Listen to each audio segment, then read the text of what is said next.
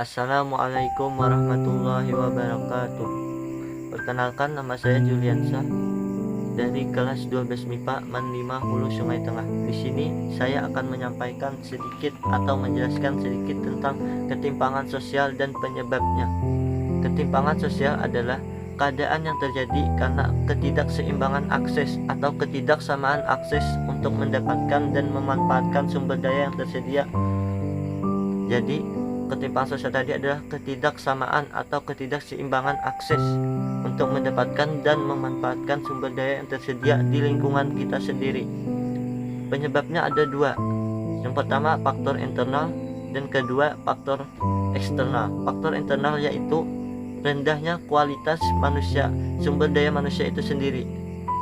Orang yang berpendidikan tinggi dengan orang berpendidikan rendah aksesnya akan berbeda.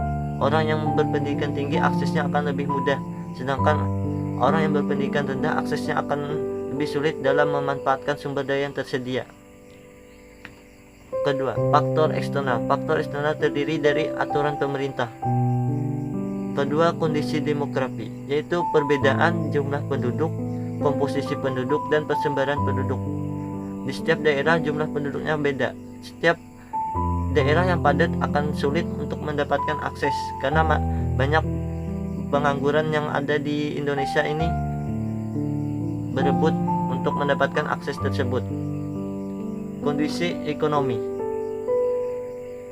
Faktor ekonomi adalah penyebab utama munculnya ketimpangan sosial. Hal ini disebabkan ketidakseimbangannya pembangunan atau ketidakmerataannya pembangunan, perbedaan kepemilikan sumber daya, dan faktor produksi. Faktor ekonomi adalah faktor penyebab utama ketimpangan sosial karena orang yang ekonominya atas dan ekonomi sedang atau bawah akan berbeda aksesnya. Orang yang ekonomi atas akan lebih mudah mendapatkan akses itu untuk memanfaatkan sumber daya yang tersedia, sedangkan orang ekonomi bawah akan sulit mendapatkan akses dalam memanfaatkan sumber daya yang tersedia.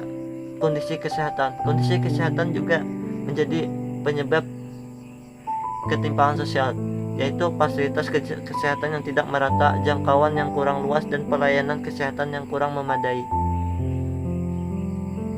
Selanjutnya, letak geografis.